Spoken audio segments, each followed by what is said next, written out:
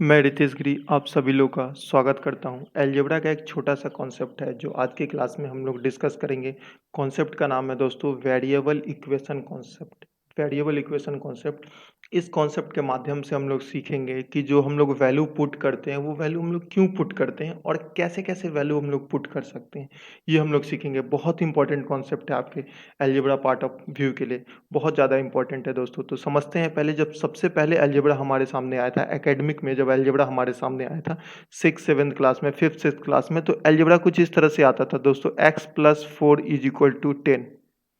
कुछ इस टाइप के इक्वेशन मिलते थे और हमें सॉल्व करने होते थे। तो हम लोग यहाँ से दोस्तों सॉल्व करते थे x = 10 - 4। तो x की वैल्यू कितना लेते थे हम लोग, 6। फिर थोड़ा सा हम लोग और ऊपर गए तो कुछ ऐसे इक्वेशन आने लगा, x+4 = 5, x - y = 1। फिर हमें एक्स वाई की वैल्यू निकालनी हो। फिर थोड़ा सा और हम हायर क्लासेस में गए तो हमारे सामने कुछ ऐसे इक्वेशन आने लगे, 3x + 4y + 5z = 11, 3x - 4y + 6z, ये z है दोस्तों, =12, x + y - z = 15। कुछ इस तरीके से इक्वेशन हमारे सामने आने लगे। तो देखिए हमें क्या, तो हम सॉल्व कर पाते थे। क्यों दोस्तों? तो यहाँ इक्वेशन एक था, वेरिएबल एक था, यहाँ इक्वेशन दो था, वेरिएबल दो था, यहाँ इक्वेशन तीन था, वेरिएबल तीन था। हम इस चीज़ को क्या कर पाते थे, सॉल्व कर पाते थे। तो यही हमारा वेरिएबल इक्वेशन कॉन्सेप्ट कहता है कि जितने वेरिएबल हो उतने नंबर ऑफ इक्वेशन होने चाहिए, तभी हम सॉल्व कर पाएंगे। अगर उतने नहीं है तो हमें क्या करना पड़ेगा, इक्वेशन को रिड्यूस करना पड़ेगा दोस्तों। क्या करना पड़ेगा? इक्वेशन को रिड्यूस करना पड़ेगा, वेरिएबल को इक्वेशन के बराबर करना पड़ेगा। इक्वेशन को रिड्यूस कैसे कर सकते हैं? तो इक्वेशन को रिड्यूस जो हम करेंगे ना, वो वैल्यू को पुट करके। इक्वेशन को रिड्यूस कैसे करेंगे दोस्तों? तो वैल्यू को पुट करके रिड्यूस करेंगे। तो फॉर एग्जांपल इसी क्वेश्चन को हम लोग लेते हैं, x + y = 5। इसको रिड्यूस करना हो तो हम लोग कैसे रिड्यूस करते हैं? तो x की वैल्यू 0 कर देंगे तो y कितना हो जाएगा, 5। x का वैल्यू 1 कर देंगे तो y कितना हो जाएगा, 4। x 2 कर देंगे तो y कितना हो जाएगा, 3। x का वैल्यू -1 कर देंगे तो y कितना हो जाएगा, 6। x का वैल्यू -2 कर देंगे तो y का वैल्यू -2 कर देंगे तो x कितना हो जाएगा, 7। तो दुनिया का इनफाइनाइट नंबर है, आप कैसे भी रिड्यूस कर सकते हैं इसको, कोई सच प्रॉब्लम इसको नहीं है। तो यही वेरिएबल इक्वेशन कॉन्सेप्ट कहता है हमारे पास कि वेरिएबल इक्वेशन के बराबर होनी चाहिए। अगर वेरिएबल इक्वेशन में कहीं भी कमी है, आपके पास अगर इक्वेशन कम है और वेरिएबल ज़्यादा है, तो आप स्वतंत्र हैं, आप वैल्यू को पुट कर सकते हैं। और दोस्तों पुट जो करते हैं वो कौन सी वैल्यू लेते हैं हम लोग? लेने को तो इनफाइनाइट नंबर है हमारे पास, दुनिया का कोई भी ले सकते हैं, लेकिन कंडीशन ये होती है सबसे पहले हम लोग लेते हैं जीरो को। जीरो को क्यों लेते हैं दोस्तों? क्योंकि जीरो का कैलकुलेशन हमारे लिए बहुत ही आसान हो जाता है। जीरो से कैलकुलेशन हमारे लिए बहुत ही आसान हो जाता है, मल्टीप्लाई करना ही नहीं पड़ता और एडिशन सब्ट्रैक्शन भी नहीं करना पड़ता हमें जीरो से। और जीरो अगर नहीं पुट कर पाए, फॉर एग्जांपल समथिंग 1/0 बन जाए, कोई नंबर बाई जीरो बन जाए, इनफाइनाइट केस बन जाता है। तो जीरो अगर हम नहीं पुट कर पाते हैं तो दोस्तों जीरो नहीं पुट कर सकते। इसके बाद दुनिया का आसान नंबर जो है हमारे पास 1 है। दुनिया का आसान नंबर इसके बाद कौन सा है, 1। हम लोग क्या पुट कर देते हैं, 1। इसके बाद दुनिया का इनफाइनाइट नंबर आपके पास, अगर आप जीरो भी नहीं पुट कर पा रहे हैं, 1 भी नहीं पुट कर पा रहे हैं, तो 2 कर दीजिए, -1 कर दीजिए, 3 कर दीजिए, 4 कर दीजिए, -2 कर दीजिए। दुनिया का इनफाइनाइट नंबर आपके पास है, आप कोई भी वैल्यू पुट कर सकते हैं। इतनी सी बात समझ आ गई सबको? मैंने क्या बताया, एक बार मैं रिकॉल करा देता हूँ कि वेरिएबल जो है इक्वेशन के बराबर होने चाहिए। अगर कहीं भी जो आपका वेरिएबल है वो ज़्यादा है इक्वेशन से, तो हमें वेरिएबल को रिड्यूस करना पड़ेगा with the help of putting. Clear है? चलिए, कुछ मेंस के क्वेश्चन हम लोग लेते हैं, इसी कॉन्सेप्ट के आधारित पे हम लोग समझते हैं। तो यहाँ पे क्वेश्चन नंबर 1 में देखिए दोस्तों, वेरिएबल कितना है? तो वेरिएबल 3 है, x y and z. Variable 3 हो गया, इक्वेशन एक ही दिया हुआ है, तो हमें वैल्यू को क्या करना पड़ेगा, रिड्यूस करना पड़ेगा, वैल्यू को पुट करना पड़ेगा।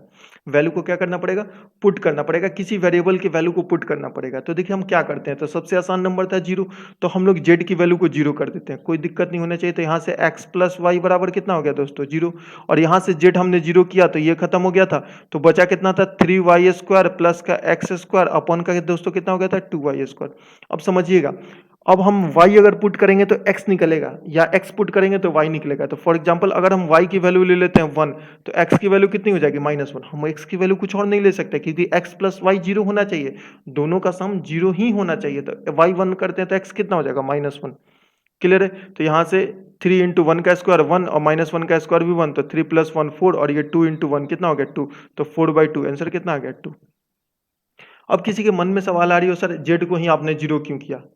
कोई दिक्कत नहीं है, आप जेड को जीरो नहीं करके आप किसी और को जीरो कर लीजिए या कोई और वैल्यू पुट कर दीजिए। पहले मैं जीरो दिखाता हूँ, फिर दिखाता हूँ कोई और वैल्यू पुट कर दीजिए, कोई सच प्रॉब्लम नहीं हो, क्योंकि इक्वेशन एक है, वेरिएबल 3 है, सॉल्व तो हम कर ही नहीं पाएंगे, हमें इक्वेशन को रिड्यूस करना पड़ेगा वैल्यू पुट करके। तो हम लोग फॉर एग्जाम्पल हम लोग वाई को जीरो कर देते हैं। किसको जीरो कर देते हैं? वाई को जीरो कर देते हैं। तो देखिए वाई को हमने जीरो किया यहाँ से, तो कौन कौन से टर्म जीरो हो जाएंगे? तो ये जीरो हो जाएगा, ये जीरो हो जाएगा, बचेगा कितना दोस्तों? तो एक्स स्क्वायर प्लस का जेड स्क्वायर अपॉन का माइनस एक्स जेड। और फिर से अगर हम z की वैल्यू लेते हैं 1 तो x कितना हो जाएगा? तो x बोलिएगा -1, क्योंकि दोनों का सम 1 होना चाहिए। तो 1 का स्क्वायर भी 1, -1 का स्क्वायर भी 1, और 1 इंटू माइनस माइनस ये -1 हो जाएगा, -1 x का वैल्यू -1 इंटू 1, तो ये +1 हो गया, 1 + 1 आंसर कितना हो गया? 2। देखिए रास्ते बदल गए पर मंजिल आपकी वही रही, रास्ते बदल गए मंजिल आपकी वही रही। आप लोग सोच रहे होंगे ना नहीं सर ये हम नहीं, जीरो पे हम कंफर्टेबल नहीं है, जीरो नहीं किया, कोई और वैल्यू रख लीजिए, 1 रख दीजिए, 2 रख दीजिए, 4 रख दीजिए, दुनिया का इनफाइनाइट नंबर आपके पास है, कुछ भी रख सकते हैं। फॉर एग्जाम्पल x को 2 रखा तो ये -1, ये -1, ये -2 रखिएगा तो ये 1, ये 1, ये 4 रखिएगा तो ये -2, -2, ये 4 रखिएगा तो -1, -3, दुनिया का इनफाइनाइट नंबर आप कुछ भी रख सकते हैं, तीनों का सम कितना होना चाहिए? जीरो होना चाहिए। चलिए moving to our next question. देखिए ये भी बहुत प्यारा क्वेश्चन है। वेरिएबल कितना है दोस्तों यहाँ पे? तो वेरिएबल आपके सामने 3 है, x1, x2 और x3। इक्वेशन कितना दिया हुआ है? तो इक्वेशन एक ही दिया हुआ है, वेरिएबल 3, इक्वेशन एक रिड्यूस करना पड़ेगा, वैल्यू को पुट करना पड़ेगा। तो कितने वैल्यू पुट करेंगे? 2 वैल्यू पुट करेंगे। तो सबसे आसान नंबर कौन सा? 0, तो 0 को पुट कर देते हैं, कोई सच प्रॉब्लम नहीं है। तो x3 को भी 0 कर देते हैं, x2 को भी 0 कर देते हैं, तो ये पूरा टर्म कितना हो गया? 0। तो यहाँ से जो इक्वेशन बन के आया वो 0 = 4 × 4 + x1। तो दोस्तों यहाँ से x1 की वैल्यू कितनी आ गई? -4। x1 की वैल्यू कितनी आ गई? -4। और यहाँ 1/2 + x1 -4 हो गया, और x2 तो 0 हो गया, तो 1/2 + 0, और x3 भी 0 हो गया, तो 1/2 + 0। तो ये कितना हो गया? -1/2 + 1/2 + 1/2, ये दोनों खत्म हो गया, तो आंसर कितना आ गया दोस्तों? तो +1/2। क्लियर है? आंसर कितना आ गया? +1/2। अब देखिए सिमेट्री से भी इस क्वेश्चन को हम लोग सॉल्व कर सकते हैं। सिमेट्री थोड़ा सा मैं बता देता हूं, बस छोटा सा कॉन्सेप्ट है कि x1, x2, x3 का कॉफिशिएंट भी सेम होना चाहिए, जितने वेरिएबल है उसका कॉफिशिएंट भी सेम होना चाहिए और डिग्री भी सेम होना चाहिए। तो दोस्तों यहाँ पे हम लोग देख रहे हैं ना, कॉफिशिएंट भी सेम है x1, x2, x3 का, और डिग्री भी सेम है, सबका डिग्री 1 है और कॉफिशिएंट भी सबका 1, 1, 1 है, सेम है। तो ये सिमेट्रिकल इक्वेशन है। ऐसे इक्वेशन को क्या बोलते हैं हम लोग? Symmetrical equation. और जब भी सिमेट्रिकल इक्वेशन होता है हम सबको बराबर कर देते हैं, x1 बराबर x2 बराबर x3 कर देते हैं, सिमेट्रिकल इक्वेशन होता है तो x1 बराबर x2 बराबर x3 कर देते हैं। सिमेट्री ऐसे समझिए जो दोस्तों कि जैसे ना एक फादर के 2 बच्चे हैं, एक 6 क्लास में, एक 8 क्लास में है। तो पिताजी अगर 6 क्लास वाले बच्चों को 100 रुपया देंगे तो 8 क्लास वाले बच्चों को कुछ भी दे सकते हैं, 100 दे सकते हैं, 200 दे सकते हैं, कुछ भी दे सकते हैं। पर अगर दोनों के दोनों ट्विंस होते, दोनों के दोनों 8 क्लास में होते, तो पिताजी अगर 8 पहले वाले बच्चों को 100 देते तो दूसरे वाले को अगर 200 देते तो घर में क्या हो जाता? वर्ल्ड वार शुरू हो जाता माता श्री के द्वारा। समझ रहे हैं ना? तो दोनों को उतना ही देना पड़ता है। यही से सिमेट्रिकल इक्वेशन है। जब भी इक्वेशन सिमेट्रिकल होता है हम तीनों को क्या कर देते हैं? बराबर कर देते हैं। तो x1 बराबर x2 बराबर x3, सबको x से रिप्लेस कर दे रहे हैं दोस्तों। किससे? x से। तो यहाँ कितना हो जाएगा? x³ = 4 × 4 + 3x हो जाएगा, और यहाँ से x की वैल्यू आ जाएगी 4। x की वैल्यू कितनी आ जाएगी? 4। तो यहाँ पे हो जाएगा 1 + 2 + 4, 1/2 + 4 + 1/2 + 4 = 3/6। 3/6 का मतलब कितना हो गया दोस्तों? 1/2। कुछ लोग सोच रहे होंगे ना ये 4 हमने कैसे लिख दिया? तो 4 हमने ऐसे रैंडम चेक किया, 0 चेक किया, 1 किया, 2 3 किया, 4 किया, तो 4 हमारे पास आया। क्लियर है? समझ आ गया होगा। रास्ते बदलेंगे पर मंजिल आपकी वही रहेगी, रास्ते बदलेंगे पर मंजिल वही रहेगी। Moving to our next question, question number 3। देखिए इसमें बहुत सारे लोगों को मैंने देखा फॉर्मूला लगाते हुए। फॉर्मूला लगेगा, नो डाउट लगेगा, पर हमें उस पर फोकस नहीं करना है। हमें समझिए जो कॉन्सेप्ट हमने सीखा वो अप्लाई करते हैं, लगेगा कि नहीं। पहले सबसे इंपॉर्टेंट चीज क्या है? वो लगेगा कि नहीं। तो इक्वेशन कितना है? 1, वेरिएबल कितना है? 2। तो कॉन्सेप्ट लगना ही लगना है, क्योंकि इक्वेशन की कमी है। तो हम क्या करते हैं? वैल्यू को पुट कर देते हैं। अब देखिए दोस्तों, एक को अगर हम पुट करते हैं, समझिएगा, तो ये टर्म 2 टर्म खत्म होगा, बचेगा कितना हमारे पास? 3 टर्म बचेगा। तो इस दोनों को हटा के, और 3 जगह बी है, निकालना थोड़ा सॉल्व करना मुश्किल हो जाएगा। अगर ए का वैल्यू पुट करते हैं तो बी निकालना हमारे लिए डिफिकल्ट हो जाएगा। इस बात से सब लोग सहमत होंगे। तो अगर लेकिन हम बी को करते हैं पुट, तो ए निकालना थोड़ा सा आसान होगा, क्योंकि 2 ही जगह ए है। तो बी को कर देते हैं। अब देखिए बी को 0 नहीं कर सकते दोस्तों, बी की वैल्यू हम लोग क्या कर सकते हैं? 0 नहीं कर सकते, क्योंकि यहाँ क्या बन जाएगा? समथिंग बाई 0 बन जाएगा, जो कि सही नहीं है, इन्फिनाइट बन जाएगा। तो बी का वैल्यू 0 नहीं कर सकते, तो बी का वैल्यू कितना कर देते हैं? 1। तो यहाँ पे कितना हो जाएगा? a⁴ + 1 = a²। अब देखिए 4 - 1, 4 यहाँ पे ब्रैकेट में कितना हो जाएगा? 4 - 1, और ये -1, 4 - 1 - 1 2 हो जाएगा। तो ये 2, ये आपका इक्वेशन बचा। अब यहां से देखिए a का वैल्यू 0 अगर रखते हैं तो नहीं सेटिस्फाई करेगा, a का वैल्यू 1 रखते हैं तो 2, 1 + 1 2, 2 बराबर 2, तो a का भी वैल्यू कितना आ गया आपका 1 आ गया, a भी 1 आ गया और b भी 1 आ गया, तो a 1 + 1 बराबर आंसर कितना आ गया 2। दोनों 1 1 नहीं रख सकते, हम एक को 1 रखा हमने, b को फिर a की वैल्यू हम लोग निकालें। समझ रहे हैं? क्लियर है? चलिए moving to our next question. बहुत ही प्यारा क्वेश्चन है दोस्तों। देखिए इस क्वेश्चन से आपको अच्छे से कॉन्सेप्ट क्लियर हो जाएगा वेरिएबल इक्वेशन कॉन्सेप्ट है क्या। तो देखिए इक्वेशन है हमारे पास दो, इक्वेशन है दो, ये इक्वेशन नंबर 1 और ये इक्वेशन नंबर 2, और वेरिएबल है 4 हमारे पास। वेरिएबल 4 कौन कौन सा, ए बी और एक्स और वाई, तो वैल्यू तो हमें पुट करना ही पड़ेंगे। अब दोस्तों देखिए ना, अगर हम एक्स और वाई को पुट कर देते हैं तो ए और बी निकालना थोड़ा सा डिफिकल्ट हो जाएगा हमारे लिए। क्यों दोस्तों? क्योंकि ये बड़ा सा टर्म जो दिया है ना, ये बहुत बड़ी समस्या करेगा हम लोगों के लिए। लेकिन अगर इसी टर्म को हम लोग हटा देते हैं, जो टर्म समस्या कर रहा है ये बड़ा सा टर्म, इसी को हटा देते हैं तो चीजें हमारे लिए आसान हो जाएंगी। चीजें हमारे लिए क्या हो जाएंगी? आसान हो जाएंगी। तो पहले सबसे पहले 6 टर्म हमारे सामने देखिए, 1 2 3 4 5 6, सबसे ज्यादा समस्या कौन सा कर रहा है? ये टर्म कर रहा है। तो इसी टर्म को अगर हटा दें तो समस्या आसान हो जाएगा, फिर तो लीनियर इक्वेशन बन जाएगा, काफी आसानी से सॉल्व होगा ये क्वेश्चन। तो एग्जाम में इतना तो हमें पता चल जाएगा देख के कि प्रॉब्लम कौन सा टर्म क्रिएट कर रहा था। उस टर्म को हटाएंगे तो उस टर्म को एक्स वाई से नहीं हटा सकते, किससे हटा सकते हैं? ए बी से हटा सकते हैं। तो ए बी का वैल्यू कुछ ना कुछ पुट करना पड़ेगा दोस्तों, तो ए बी का वैल्यू पुट कर देते हैं। तो फॉर एग्जाम्पल चलिए, हम दोनों को जीरो नहीं कर सकते, ये समझिएगा, क्योंकि नीचे कितना है a² / b², तो हम लोग ए को जीरो कर दिए, तो ए को जीरो किए तो ये खत्म हो गया, ये खत्म हो गया। यहाँ से bx की वैल्यू कितनी आ गई? 0, और a को जीरो किया था हमने, तो यहाँ से by का वैल्यू कितना आ गया? 1। अब देखिए छोटा सा एक कॉन्सेप्ट है, जीरो कैसे बना। मान लीजिए 4 का गुना जीरो में करेंगे तो जीरो बनेगा, या जीरो का गुना 4 में करेंगे तो जीरो बनेगा, या जीरो का गुना जीरो में करेंगे तो जीरो बनेगा। ये तीन ही कंडीशन है जीरो बनने के लिए। तो यहाँ जीरो बना है तो या तो बी जीरो होगा तो जीरो बनेगा, या तो एक्स जीरो होगा तो जीरो बनेगा, या दोनों जीरो होगा तो जीरो बनेगा। पर दोस्तों यहाँ समझिए, अगर बी जीरो होता तो यहाँ ये जो बना है ये 1 नहीं बनता, यहाँ भी कितना बनता है? जीरो ही बनता। मतलब यहाँ से क्लियर है, बी जीरो नहीं है तो बी जीरो नहीं, और ये जीरो बना है तो जीरो है कौन सा? x जीरो है। तो यहां से हमें पता चल गया x की वैल्यू दोस्तों कितनी आ गई? तो x की वैल्यू आप लोगों को पता चला, x की वैल्यू कितनी आ गई? 0। तो a जीरो था और x की वैल्यू 0 आ गई, तो ये इक्वेशन कितना आ गया? तो y² × b², इक्वेशन कितना आ गया? y² × b², और yb की वैल्यू 1 है, तो 1 का स्क्वायर भी कितना हो गया? 1। yb की वैल्यू कितनी है दोस्तों? 1 है, 1 का स्क्वायर भी 1 हो जाएगा। अब एक सवाल मन में उत्पन्न होगा कि सर a को ही 0 क्यों करेंगे? ये बहुत बेसिक सा क्वेश्चन है, ए को ही जीरो क्यों करेंगे? ये बहुत इंपॉर्टेंट क्वेश्चन है। एग्जाम का प्रेशर ऐसा होगा कि 4 वेरिएबल में हमने ए को ही क्यों सिलेक्ट किया? ये बहुत अच्छा क्वेश्चन है, इस पे हम लोग चर्चा करते हैं। तो देखिए, हम ये नहीं कह रहे हैं आपको कि आप ए को जीरो कीजिए, बस हमें इतना देखना है। एग्जाम के प्रेशर में सही बात है, हमें पता ही नहीं चलेगा कि ए को जीरो करना है, कि बी को करना है, कि एक्स को करना है, कि वाई को करना है। पर ये हमें पता चलेगा कि जो प्रॉब्लम है इस वाले टर्म से प्रॉब्लम हो रहा है। ये वाला अगर टर्म छोटा होता ना तो काफी आसानी से चीजें हम सॉल्व कर लेते, वैसे ही प्रॉब्लम इसकी वजह से हो रहा है, तो इसको हमें हटाना पड़ेगा। तो इसको हम लोग हटा सकते थे ए को जीरो से, ए जीरो अगर आप नहीं के चाहते तो दूसरे किससे हटाएंगे? तो बी के जीरो से। तो बी को क्या कर दीजिए? जीरो दोस्तों। तो बी के जीरो से भी हटा सकते हैं, तो बी को जीरो हटा दीजिए तो ये जीरो हो जाएगा। तो यहाँ से ए एक्स की वैल्यू कितनी आ जाएगी? 1, और बी को जीरो किए तो ए वाई की वैल्यू कितनी आ जाएगी? 0। अब वापस से वही कॉन्सेप्ट, ए का वैल्यू जीरो नहीं है, ए का वैल्यू जीरो नहीं है, क्योंकि जीरो रहता है तो यहाँ भी जीरो बनता, तो यहाँ से जीरो कौन सा है? वाई जीरो है। तो देखिए वाई जीरो कर दीजिए और बी जीरो कर दीजिए, हुआ कितना? एक्स स्क्वायर है दोस्तों, एक्स का पावर ए नहीं, x² × a², और x की वैल्यू कितनी है? 1, 1 का स्क्वायर कितना हो जाएगा? आंसर 1। देखिए रास्ते बदलेंगे पर आपकी मंजिल वही रहेगी, रास्ते बदल रहे हैं पर मंजिल आपकी वही रह रही है। समझ आ गया? उम्मीद करते हैं समझ आ गया होगा। कुछ भी कर सकते हैं, कोई सच प्रॉब्लम नहीं है। क्लियर है? Moving to our next question, अगले क्वेश्चन की ओर हम लोग चलते हैं। Question number 5। देखिए इसमें इक्वेशन देखिए कितना है, तो इक्वेशन 1 2 3 4, 4 इक्वेशन। वेरिएबल कितना दोस्तों? तो x y z p q r, variable 6 है। 4 इक्वेशन, वेरिएबल 6, वैल्यू पुट करना पड़ेगा 2। अब देखिए पी क्यू आर, किसी का वैल्यू पुट करके हम एक्स वाई जेड नहीं निकाल सकते, बहुत डिफिकल्ट हो जाएगा हमारे लिए निकालना हमारे लिए क्या हो जाएगा? बहुत ज्यादा डिफिकल्ट हो जाएगा। तो हम लोग क्या करते हैं ना, हम लोग एक्स वाई जेड किसी दो का वैल्यू पुट कर सकते हैं और पी क्यू आर निकाल सकते हैं। दो ही क्यों पुट करेंगे? 3 नहीं पुट कर सकते। इसके पीछे भी ये बात समझिए क्यों।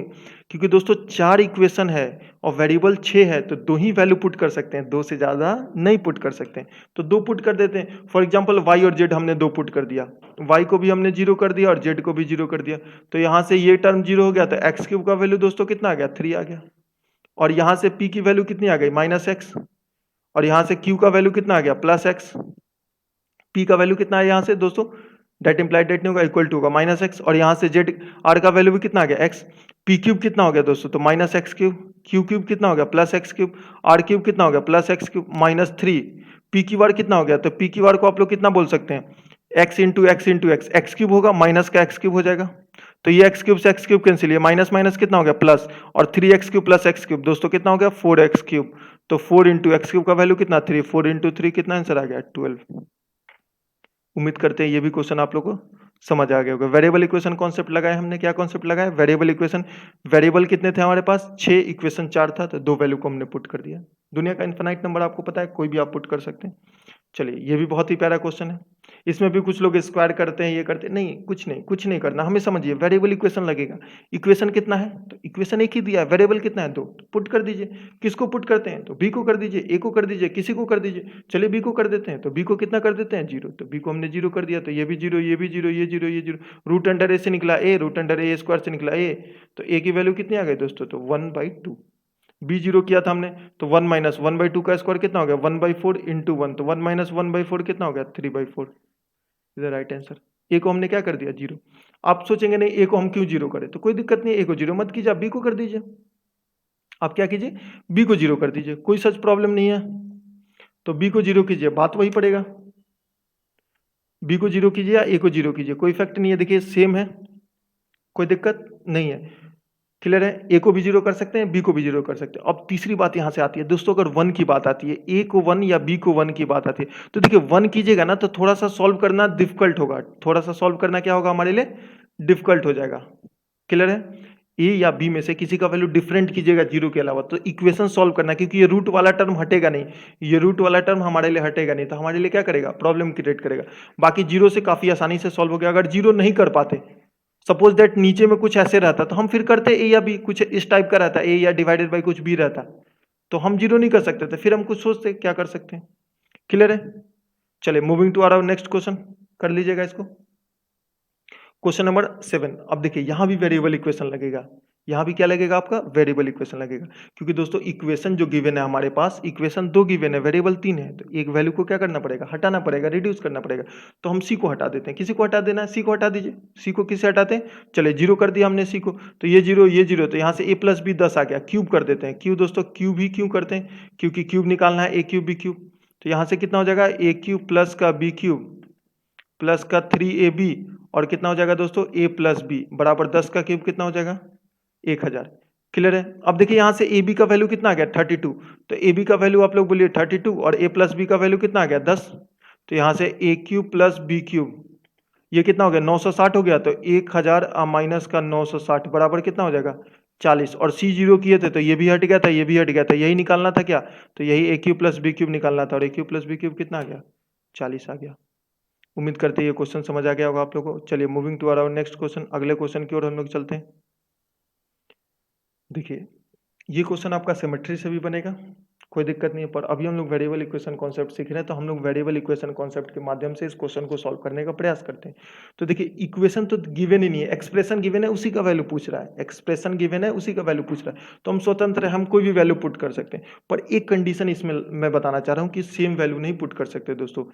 a बराबर मान लीजिए अगर हमने 2 रखा, तो b बराबर 2 रखा, और c बराबर 2, ये वैल्यू नहीं रख सकते, कोई भी a बराबर b बराबर c बराबर कोई भी सेम वैल्यू नहीं रख सकते, क्यों, ये भी 0 हो जाएगा, ये भी देखिए 0 हो जाएगा, यहाँ भी है, यहाँ भी 0 बनेगा, देखिए दोस्तों यहाँ भी 0 बनेगा, तो चारों इक्वेशन 0 बन जाएगा, चारों इक्वेशन क्या बनेगा 0 बनेगा। फिर आप डिफाइन नहीं कर पाइएगा कौन सा वाला ऑप्शन सही है, कौन सा वाला 0 सही है, तो जब भी इस तरह का फॉर्मेट बनता है आप सेम वैल्यू नहीं रख सकते हैं, आप क्या कर सकते हैं सेम वैल्यू को नहीं रख सकते हैं, तो डिफरेंट वैल्यू रख सकते हैं। तो चलिए सबसे पहले हम एक से स्टार्ट करते हैं, सी को ही 0 कर देते हैं, फॉर एग्जांपल तो सी को हमने 0 किया, तो ये पूरा टर्म 0, ये पूरा टर्म 0, बचा कितना a B into A minus b. पहली बात इसमें a माइनस बी है नहीं, हटा दीजिए, बाकी सब में a माइनस बी है, a माइनस बी भी माइनस एक ही चीज है, माइनस से गुना कीजिएगा तो वही। अब c को 0 कीजिए, तो ये वैल्यू कितना आ गया, तो माइनस ए बी, ये तो चेक ही नहीं करना था, सॉरी, यहाँ पे देखिए माइनस का A B into A minus B होगा, नहीं होगा दोस्तों। यहाँ भी देखिए माइनस का A B into A minus B होगा दोस्तों, तो नहीं होगा। ये देखिए माइनस का A B into B minus A है, अब इस माइनस को अंदर ले जाइएगा तो बी माइनस ए कितना हो जाएगा ए माइनस बी में, तो option number C is the right answer. Option number कितना आंसर हो गया? सी। उम्मीद करते हैं ये क्वेश्चन आप लोगों को समझ आ गया होगा। अब देखिए ये वेरिएबल इक्वेशन कॉन्सेप्ट के माध्यम से हमने 8 क्वेश्चन लिए थे। 2 क्वेश्चन हम वैसा लेते हैं जिसमें वेरिएबल इक्वेशन जितने वेरिएबल होंगे, एक क्वेश्चन अभी हम वो लेंगे जो माध्यम से मैं समझाना चाहता हूँ। प्रोडक्ट कॉन्सेप्ट है, उसको बोलते हैं हम लोग प्रोडक्ट कॉन्सेप्ट। वेरिएबल इक्वेशन के जब बराबर हो तो हम लोग क्या कॉन्सेप्ट लगाते हैं? Product concept. अब देखिए दोस्तों 3 इक्वेशन और 3 वेरिएबल, 3 इक्वेशन और 3 वेरिएबल, तो हम लोग कुछ भी नहीं पुट कर सकते इसमें, हम लोग कोई भी वैल्यू इसमें पुट नहीं कर सकते। तो हम लोग को क्या लगाना पड़ेगा? हम लोग को प्रोडक्ट कॉन्सेप्ट लगाना पड़ेगा। प्रोडक्ट कॉन्सेप्ट क्या कहता है कि जहां प्रोडक्ट है उसको फैक्टर कर दीजिए, जहां प्रोडक्ट है उसको फैक्टर कर दीजिए। दोस्तों तो 10 को फैक्टर करेंगे, अब 3 फैक्टर में तोड़ना पड़ेगा। क्यों? क्योंकि एक्स वाई जेड 3 है, तो 1 इंटू 2 इंटू 5 और ये माइनस है। अब देखिए एक ही माइनस है तो किसी एक को माइनस देंगे या किसी तीनों को माइनस देना पड़ेगा। तो किसी एक को माइनस देते हैं तो 5 प्लस 2 7 माइनस 1 6 हो गया। तो हमको पता चल गया ये वैल्यू कितनी आ गई? 5, ये 2 और ये -1। 5 प्लस 2 7 माइनस 1 6 सेटिस्फाई कर गया। 5 का स्क्वायर 25, 2 का स्क्वायर 4 29 प्लस 1 30, ये भी सेटिस्फाई कर गया। तो 5 का क्यूब कितना हो गया? 125, 2 का क्यूब कितना हो गया? 8 और -1 का क्यूब -1, तो 125 प्लस 7 कितना हो गया? 132। 132 इज द राइट आंसर। चलिए उम्मीद करते हैं ये क्वेश्चन आपको समझ आ गया होगा। अब एक थोड़ा सा पुराना क्वेश्चन लेते हैं सीजीएल का, लेकिन बहुत ही प्यारा क्वेश्चन है। विद इन सेकंड क्वेश्चन बनेगा, बहुत ज़्यादा डिफिकल्ट नहीं है, कुछ भी लगाने की जरूरत नहीं। सी स्क्वायर माइनस डी स्क्वायर का फॉर्मूला है, कुछ नहीं। वेरिएबल इक्वेशन कॉन्सेप्ट लगाते हैं, सिंपल कॉन्सेप्ट लगाते हैं, वेरिएबल इक्वेशन कॉन्सेप्ट। अब देखिए दोस्तों समझिए इस बात को, इक्वेशन 3 है, वेरिएबल 4 है, a b c d, 4 variable equation 3। तो वैल्यू को पुट करना पड़ेगा, वैल्यू को क्या करना पड़ेगा? पुट करना पड़ेगा हमें। तो किस वैल्यू को हम पुट करें? तो देखिए दोस्तों सी डी को नहीं पुट करेंगे, क्योंकि सी डी अगर हम पुट करते हैं तो हमें पहले ही डिफाइन हो गया कि हम क्या निकालना है। तो हम सी और डी को हम लोग पुट नहीं कर सकते। तो दोस्तों हम लोग क्या करते हैं, यहाँ से हम लोग b की वैल्यू को पुट कर देते हैं। b को कितना कर देते हैं हम लोग? 0। तो यहाँ से a की वैल्यू कितनी आ जाएगी? तो a का वैल्यू 1 आ जाएगा। तो यहाँ से 1 minus 0 is equal to D by C आ जाएगा। तो यहाँ से c की वैल्यू किसके बराबर आ जाएगी? d के बराबर। तो सी स्क्वायर माइनस डी स्क्वायर कितना आ जाएगा? 0। सी स्क्वायर माइनस डी स्क्वायर कितना आ जाएगा? 0। और हमने किसको 0 पुट किया था? b को। तो b के 0 करने से आंसर कितना आएगा? 0। ऑप्शन मैंने नहीं बनाया, ऑप्शन आपके एग्जाम में आया। तो देखिए ये तो ऑप्शन होगा नहीं, ये होगा नहीं, और ये इनफाइनाइट बन रहा है। तो 0 किससे बन रहा है? इससे 0 बन रहा है। ये तो इनफाइनाइट बन रहा है, ये भी नहीं है, तो ऑप्शन नंबर कितना हो जाएगा? बी। अब थोड़ा सा ये प्रश्न आता है कि हम लोग a को 0 क्यों नहीं किए? तो a को 0 करेंगे ना दोस्तों, तो ये इक्वेशन इनफाइनाइट बन जाएगा। जब a को 0 करेंगे यहाँ पे, तो यहाँ से कितना हो जाएगा? यहाँ पे माइनस सी बराबर डी हो जाएगा। माइनस सी बराबर डी कीजिएगा तो 0 बराबर 1 हो जाएगा यहाँ पे। तो a को 0 हम लोग नहीं कर सकते दोस्तों। क्लियर है? इतनी सी बात, इनफाइनाइट बन जाएगा। तो a को 0 हम लोग करेंगे तो क्या बन जाएगा? इनफाइनाइट बन जाएगा। उम्मीद करते हैं ये आप लोग को समझ आया होगा। चलिए थैंक यू।